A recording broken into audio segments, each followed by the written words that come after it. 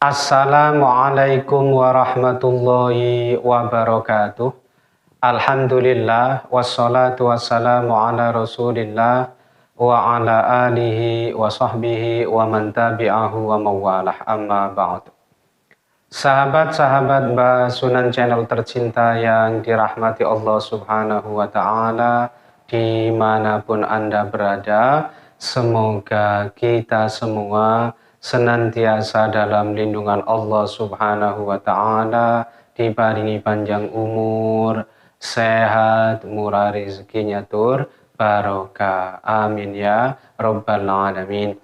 Baik, dalam kesempatan kali ini ya Mbah akan menjelaskan mengenai sebuah pertanyaan, kenapa orang tua Atta ini tidak hadir di acara pernikahan anaknya. Ini termasuk tema yang dalam beberapa hari terakhir ini masih sering kita jumpai di internet. Makanya kali ini Mbah terpanggil untuk membuat konten ini supaya menjadi pencerahan buat sahabat-sahabat sekalian ya. Nah, sama-sama kita ketahui saudara Atta dan Aurel ini alhamdulillah sudah melangsungkan pernikahannya beberapa hari yang lalu, dan ada satu hal yang mungkin menjadi sebuah pertanyaan yang menjadikan para netizen ini agak penasaran kenapa, apa alasannya kok sampai hati orang tua Atta ini tidak menghadiri pernikahan anaknya. Nah, bagi sebagian besar orang Jawa tidak menghadiri atau tidak ikut menikahkan putra atau putrinya itu sering kita jumpai kalau dalam tradisi atau adat Jawa. Ini dilakukan oleh para orang tua yang jika perjodohan putra-putrinya itu termasuk pantangan barep telon atau siji jejer telu. Artinya mempelai putra statusnya sebagai anak pertama, kemudian mempelai putri statusnya juga sebagai anak pertama, dan salah satu orang tua ini ada yang berstatus sebagai anak pertama juga. Dan tentu nanti orang tua yang statusnya sebagai anak pertama itulah yang biasanya dalam tradisi Jawa ini tidak dianjurkan ikut andil hadir atau menikahkan putra-putrinya. Nah, meskipun Atta ini bukan orang Jawa asli atau kelahiran Jawa tetapi karena menikah dapat orang Jawa dan menikahnya juga di tanah Jawa, jadi tidak ada salahnya mempertimbangkan aspek-aspek ilmu paniten kejawen seperti itu tidak ada salahnya, ini sekedar sebagai antisipasi saja. Nah, di video sebelumnya Mbah juga sudah pernah sampaikan bahwa Atta ini statusnya sebagai anak pertama dan Aurel juga sebagai anak pertama. Dan barusan Mbah browsing juga, ternyata ayah Atta ini statusnya sebagai anak pertama.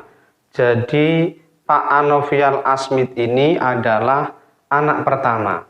Di sini tertulis ia merupakan putra sulung. Putra sulung itu sama dengan barep atau putra pertama putra sulung dari 6 bersaudara.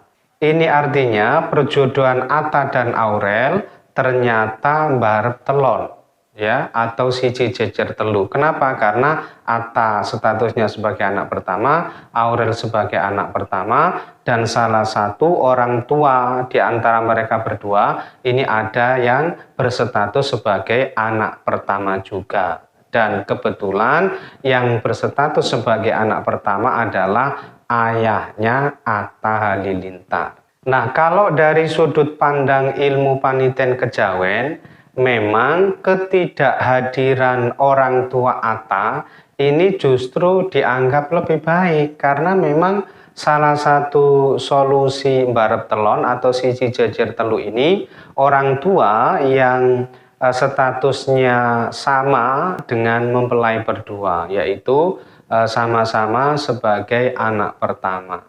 Dan kalau dalam tradisi Jawa, adat Jawa, memang yang harus dilakukan adalah orang tua yang kebetulan statusnya ini sama dengan mempelai, maka yang bersangkutan ini justru disarankan untuk tidak ikut hadir di pernikahan putra-putrinya, apalagi menikahkan. Jadi fenomena seperti ini sudah tidak asing lagi ya bagi sebagian besar orang Jawa, karena memang justru orang tua yang statusnya ini sama dengan mempelai berdua, sama-sama sebagai anak pertama, ini justru tidak diperkenankan ikut hadir apalagi menikahkan putra-putrinya. Jadi ini mungkin sesuatu yang biasa, tetapi bagi para netizen ini mungkin sesuatu yang aneh gitu atau langka gitu. Tetapi bagi orang Jawa ini sesuatu yang